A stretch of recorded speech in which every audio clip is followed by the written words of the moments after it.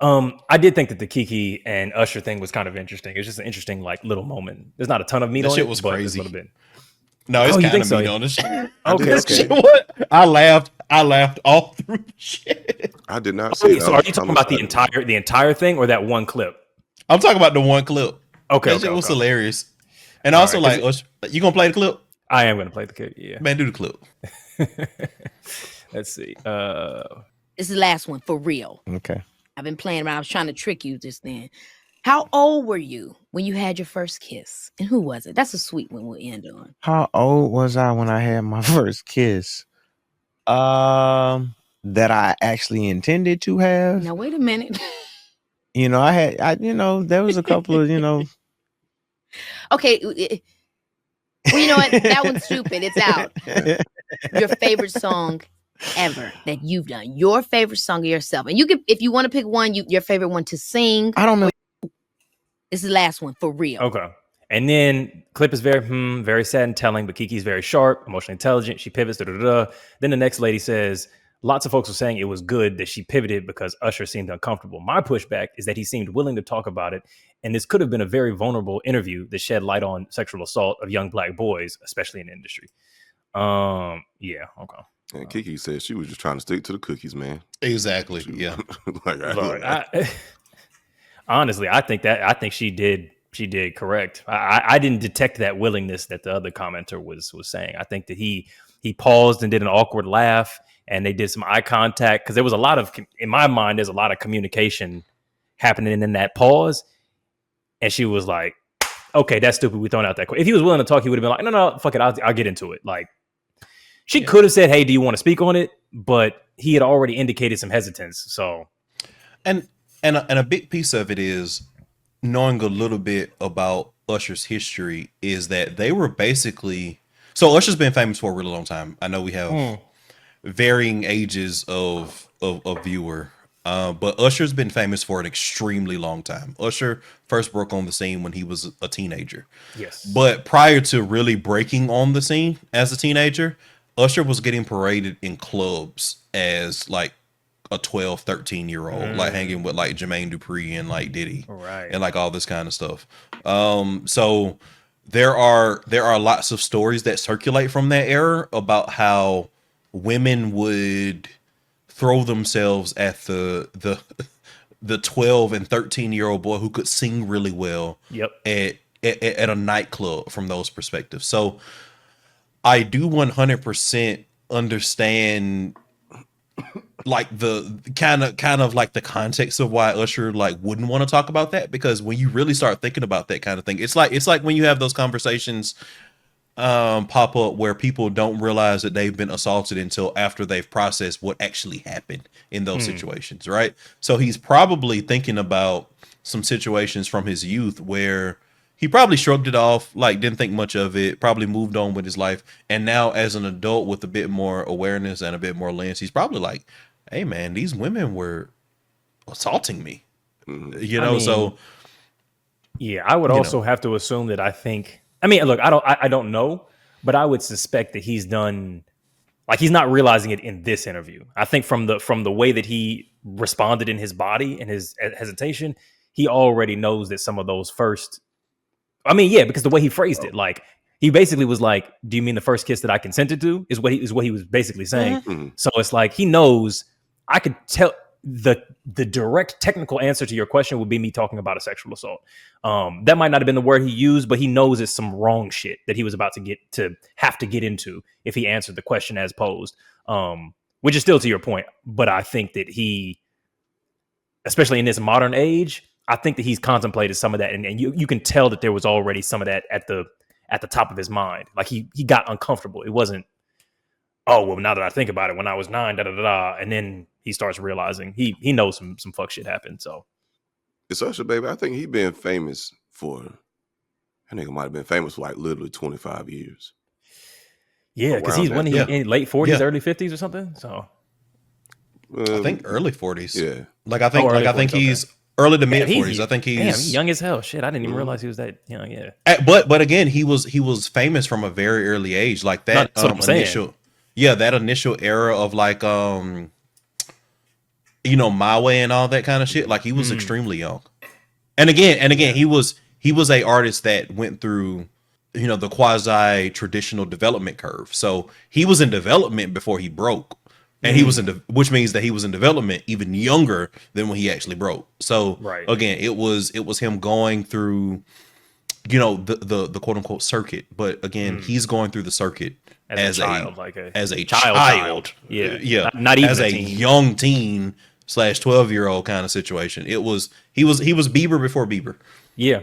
And Bieber has.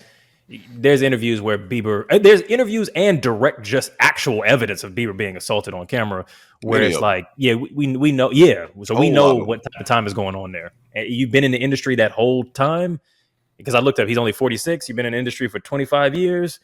Shit was a lot different 25 years ago, and it's not that, but at the same time, it's not that different now. So that's years of some fuck shit. And Keke's been in the industry a long time too, and she's so that's the other thing that I think is also happening on that Bluetooth level of like, Keke knows what the fuck is up. She asked the question. She probably knows some of those stories of Usher specifically, and she's been in that industry and has made comments on people like Trey Songz and shit like that.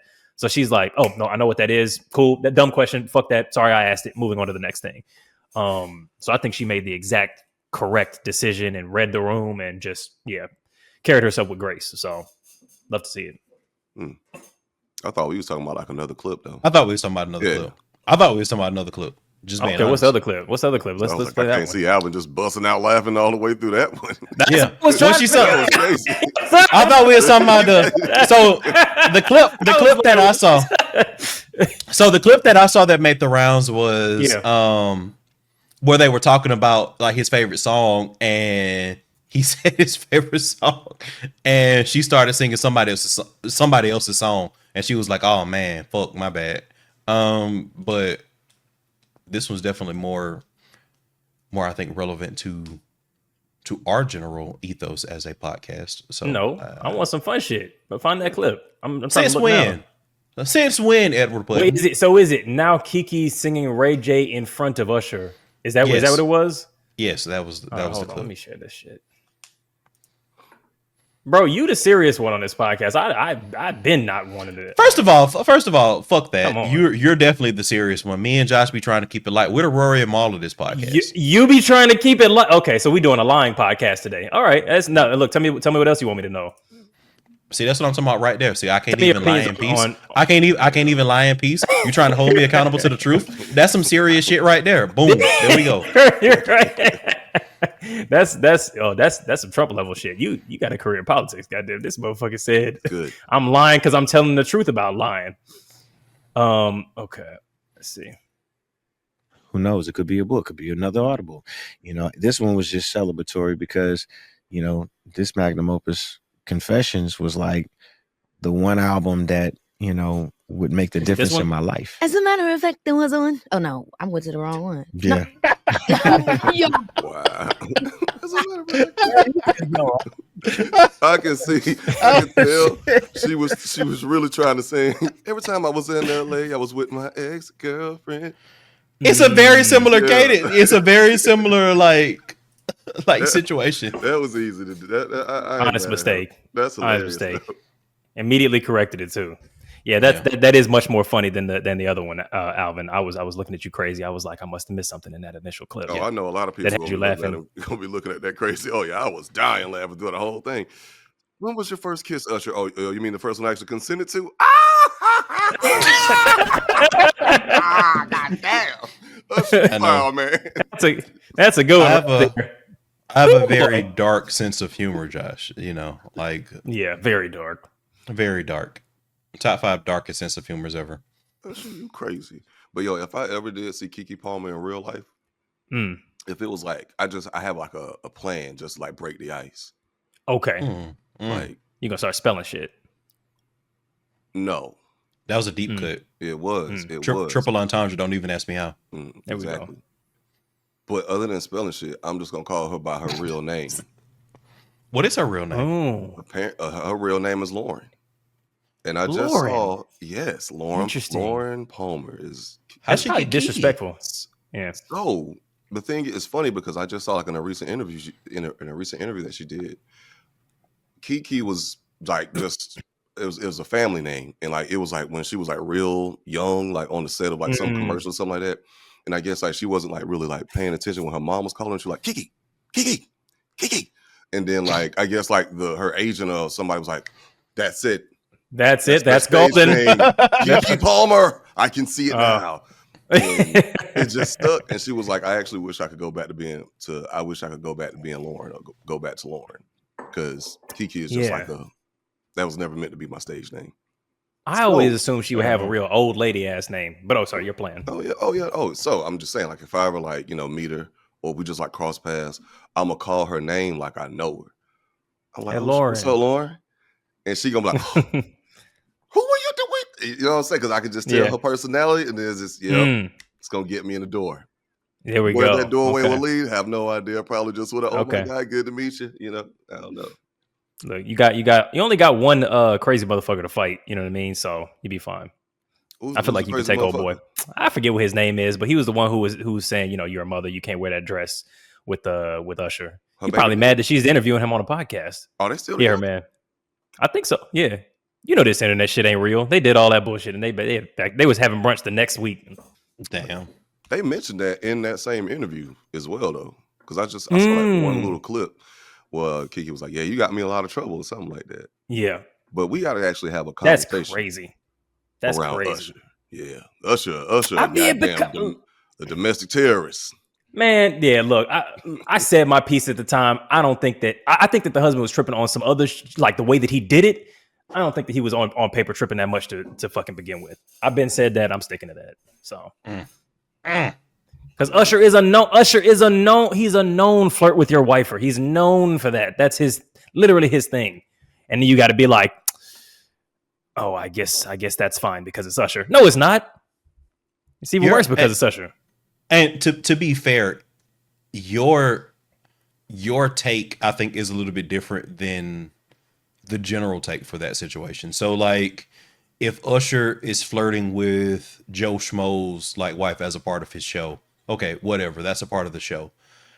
Flirting with Keke, somebody that has access to him, like, and one of the things that you got, and I'll never forget the quote. You were like, Keke could 100% fuck Usher. Is the quote, right? Yeah, you're absolutely right. So them having that sort of interaction, I do think has completely different optics than, soccer mom, the wife of Enterprise rent-a-car manager, like has.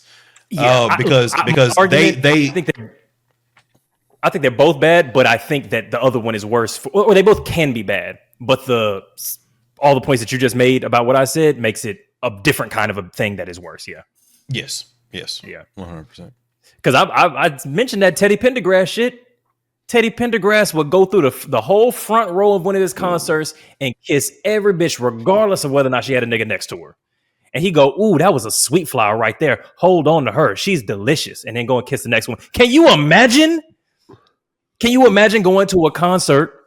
Your girl sticks her head over top of the microphone that's facing towards the artist, gets tongued the fuck down, hair all ruffled, lipstick smeared. He puts her back in the fucking crowd. She's sitting next to you. Don't look at you. Doll eyes. And he goes, "She's delicious. Hold on to her." You going home and executing yourself. Oh no, I'm executing. You going to see ancestors. Other niggas getting executed. Like, not me. Okay, I feel that. Somebody's going to see the ancestral plane. Exactly. You know what I mean? Because that's insane. This shit's been hilarious. Absolutely fucking insane. I would probably get executed trying to execute Teddy. Yeah, he probably, because Teddy also looked like he'd kind of fight, and I'm assuming he would have had bodyguards. He was ready. Everybody back then fought, man. It's like the Isley brothers would go around on like terror missions, basically. Like, everybody fought back then. Okay. Them niggas was wearing them bell bottoms and flashy sunglasses, but they was also stabbing people. Oh yeah, no, they were. No.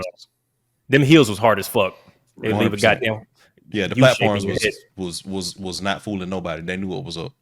You remember that story Ghostface Killer told about when he got in a gunfight with the Delphonics? Y'all never heard this story? Man, bro, it was like so Ghostface was like, was chilling. I think they was like just kind of in the studio. You know how like the most random celebrities just be hanging out with each other, just like meet up. Yes. So Ghostface was just kicking it with the Delphonics. I think they was in Harlem or some shit, or New York or whatever. And they had went to go get some shit, and like I guess they ran across Ghostface ops. So shit went down. Like a gunfight actually ensued. And he was like, "Oh shit!" Like while this happened, he's like, "Oh shit, nigga, I got a goddamn Delphonics in a gunfight." And then he seen some of the other members pull out their shit and boom, boom, shooting back. And like, luckily, I guess no one got hurt, no one died. And like later on during the night, he was like, "Yeah, man, shoot, man, my fault about that. My apologies. I didn't mean to get y'all in no danger." I was like, "Man, nigga, please, man, shit, that's nothing. Don't even worry about it, man." They just started rolling up, smoking the weed. Like, they were just like, "Oh man, nigga, this just another Tuesday to us. We used to this." I mean, yeah. I mean that honestly that does make sense. Because we act like, street shit happened with street music, but it's like, no, it was the other way around. Motherfuckers was all the jazz musicians. Nat King Cole was getting down crazy. Like, we know that, but he was a musician, so he made different kind of shit. The Isley Brothers is like my quintessential example where they were going around like terrorizing fucking DJs for like not playing their shit. Like jumping people type shit, and their moms was driving the van. Like they just like pop out like Scooby-Doo style and just like you fuck niggas. It was like 5 of them niggas, bro. like they play a goddamn xylophone every time they run anywhere. Oh damn. Yeah, that makes sense. Yeah. It's rough out here. The DJ said he was hearing footsteps in the dark, goddamn. Oh shit. Yeah, amazing. Yeah. This motherfucker is really, like I said, man, his subconscious is exceptional. This nigga's potting tonight. It's the greatest supercomputer on the planet. Hey. God damn. Oh, what about this ethnically non-monogamous stuff? What's going on? Kofi. Yeah, let's see what he said. King Kofi Kafa. Shit, sorry. That's the Kofi Sirobe. I forget what his Sirobe, I want to say his name is. Why this nigga getting that together? When this nigga said, this nigga Eddie said, "Can you imagine?" This nigga raised his voice and shit. This nigga leaned forward in the chair. You could feel the energy from that shit. This nigga's been in this situation. And he was like, no. Not my maiden Brent Fayez. Like, he was just like literally. Man, nah, dead ass. I was like, not today. Somebody's going home in the back of a van.